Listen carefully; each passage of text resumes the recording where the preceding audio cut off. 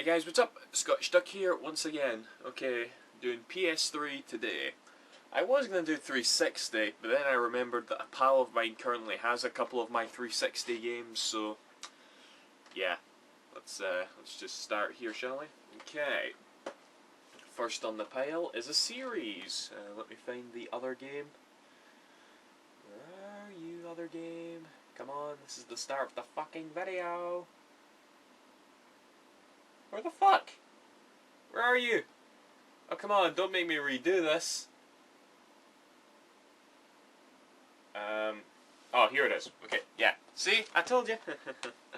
Right. Uncharted, Drake's Fortune and Uncharted 2 Among Thieves. Okay. Now, the first Uncharted, this actually came out in an era where the PS3 was kind of suck. I mean, you all may remember 2-3 years ago, it wasn't exactly cool to own a PS3 because it had so few exclusives and yeah. And when Uncharted came out, it was supposed to be like a killer app. And sale-wise it was, but it ended up being really short and not having that much of a sort of inspired gameplay because it was just Tomb Raider and Gears of War. And yeah, so it kind of fell into that category of being a flop for the PS3. I do like this game, you know. I don't think it's bad at all, but it is pretty meh to me, you know. I'd give it like a 7 or 8 out of 10, you know. But still okay game. But Uncharted 2 Among Thieves, you know, people sometimes say this is the exact same game as Uncharted 1. No, it's fucking not, alright? This is a fantastic sequel, okay? It does look better, granted it does look the same, yeah, but it does look better if you look under a microscope. One thing I can personally really appreciate, by the way, is that it doesn't really feel like Gears of War and Tomb Raider, you know. I kept getting that impression during the first one, you know, there were these areas where all of a sudden it's just Gears of War and all of a sudden it was just Tomb Raider. There was contrast, but not purely inspired contrast. What Uncharted 2 does, I think, is it takes like the platforming and the Tomb Raider and the Gears of War and sort of blends it together and sort of creates something new. Because, you know, even with the multiplayer in this game, what you're doing is climbing on the environment and shooting. So it's almost kind of unique in that sense, and I really appreciate it. And of course, it's got a great story, and yeah, definitely one of the better games of 2009. Awesome. Okay. Burnout Paradise. I'm a big fan of the Burnout games, but I can't say I played this. I kind of just bought it because I was always meaning to try it out. Never played it. Should really get around to that, shouldn't I?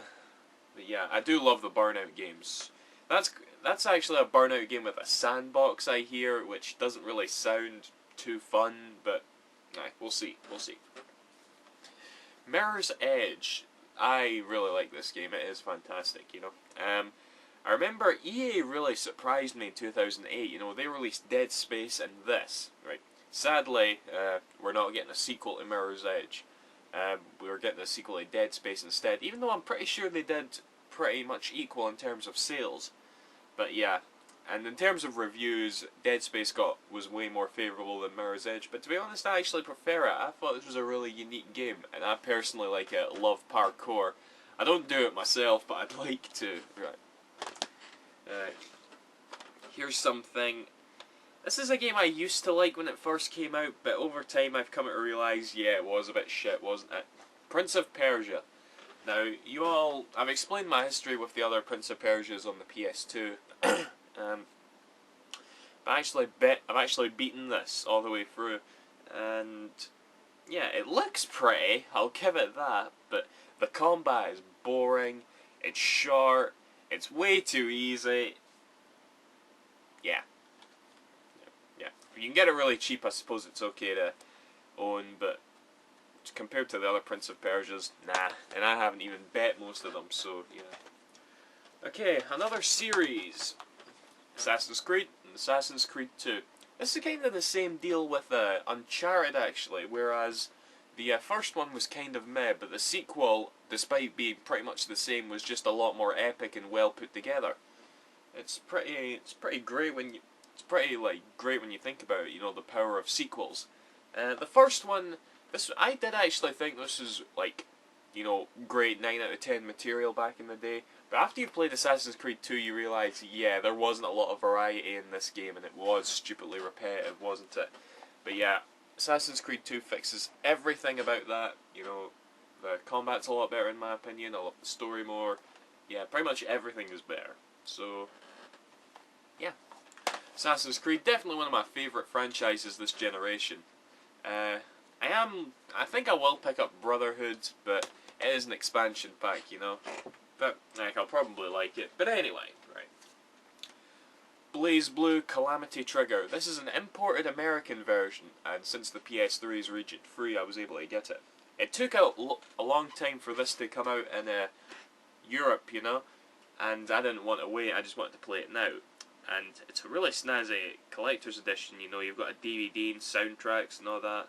And I do really like this fighting game, but I've said before, I've got this really bad habit where I pop in fighting games and I never really get into them. Even though I do honestly want to get into them, I can never do it. And this is a great game, alright? I've already said that, yeah, but still, it really is great. I've pre-ordered a Continuum Shift for the 360. Decided to try it on the 360 now, which is kind of an expansion pack of this. I think that's already out in America now, but we are getting it in a couple of months. So yeah, I can't wait for that, and hopefully I will get into it. And yeah, BlazBlue. I really do highly recommend it if you're a fighting fan. Seriously. Tony Hawk's Proving Ground. I got this mainly out of curiosity because I've always been such a big Tony Hawk's fan. But yeah, the Tony Hawk series has died, hasn't it? Like, quite badly. I didn't buy this day one, I got it used for a really low price, and it's pretty much the exact same game as a Project 8, you know, so I kind of stopped playing it, got really bored, and yeah. Devil May Cry 4, this is starting to get kind of remembered as a bad game, you know. I don't really think that. I think it's very good. Obviously, it's not really got the same charm as the original, which is the only other one I've played, but it's still a good game regardless. Nero's okay, and I do like his arm here, you know, that added another level to the combat, which I really liked. And yeah, I don't really have any major complaints about this. It's pretty good. Infamous, seriously one of my favourite games on the PS3, absolutely fantastic. Sucker Punch, I'm proud of you. As I've already explained my sort of connection with the Sly games, but yeah, this is by far Sucker Punch's best game. And I seriously can't wait for the sequel. In the sequel, he was supposed to look like Nathan Drake, but apparently due to fan rage, they've given him his bald head back. But don't you think he looks exactly like Cole McGrath? No, not Cole McGrath, he is Cole McGrath. Nathan Hale from Resistance, don't you think so? Yeah, so I really wouldn't have minded it if he looked like Nathan Drake in the sequel. Maybe in the third one he could have looked like Sev from Killzone too, so yeah, just a thought, just a thought. Right, and since I brought those up, I might as well talk about them now. Where are you? There you are. Okay. Resistance, Fall of Man, and Resistance 2. Right. This was technically the first PS3 game I bought, because I remember when I was wanting to get a PS3, I kept saying to Tez Chi, my friend, you know, yeah, I really want to try out Resistance, because it is an Insomniac game, and I'm a big Ratchet & Clank fan, so I want to try it out.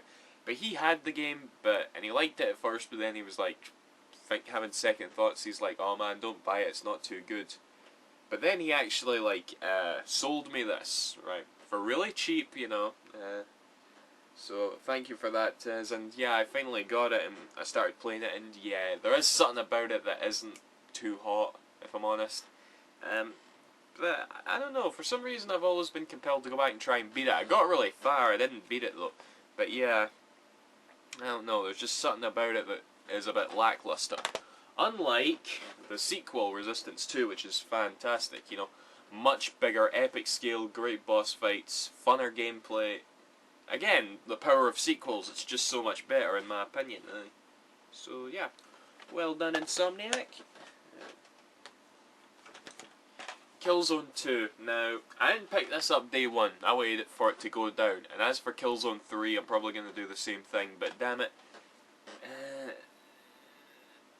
I don't know how I can put this across without coming off as a massive fanboy, but Killzone 2 is awesome, okay? It's a good game, right? Granted, it is the most generic thing you will ever play, But, you know, people like to complain about the controls simply because they don't feel like Halo or Call of Duty, right?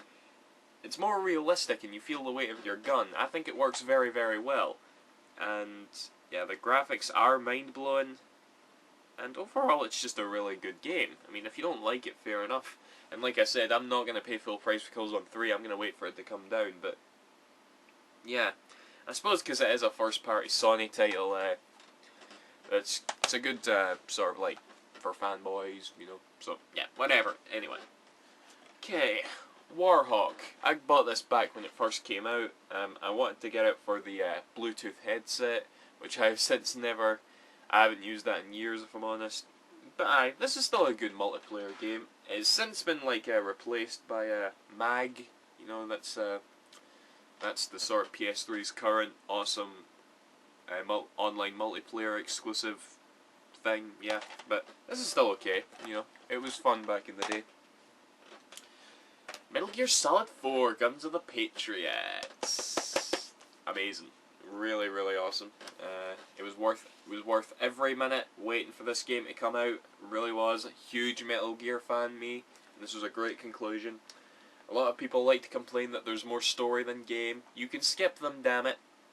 And yeah, everything that people complain about this game is just a stupid nitpick to try and rag on it.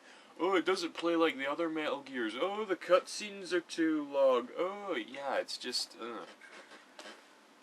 If you don't like the game, fair enough, but... Nah, fuck you, it's awesome. Okay, anyway. Ninja Gaiden Sigma. Technically the first game I got for the PS3. Resistance didn't come until after I'd acquired it, even though it was the first one I bought, technically. But yeah, it's just the same as the one on the Xbox. To be honest, I do kind of prefer playing it on Xbox, but it's still good. Still the same awesome game. So yeah, Ninja Gaiden, sweet. Heavenly Sword. Now again, this sort of fell under the category of a 2007 PS3 exclusive, which again was so short and was kind of a God of War ripoff, so it didn't really do much justice for the PS3. But again, I played it and I really, really liked it. It has fantastic graphics, probably some of the best you'll see this generation, still is today. I was really impressed by the face animation back when I played it. You know, it was really something else like. And the combat was decent enough. And the 6-axis control was really good as well. Yeah. Ninja Theory, the guys that made this, are currently working on a game called Enslaved Journey to the West. And I'm really looking forward to that. It's probably one of my most anticipated right now. So yeah, Heavenly Sword. I do like this, and I do recommend it. Alright. Dark Void. I played this for about 5 minutes. I got it brand new for £5, so I thought, why the fuck not? So I've not played it enough yet. I do know it's a sort of remake of an NES game, kind of like what Bionic Commando was. But yeah, it's got budget title written all over it, so I'm not expecting it to be great, but I'm going to give it a try anyway. Right.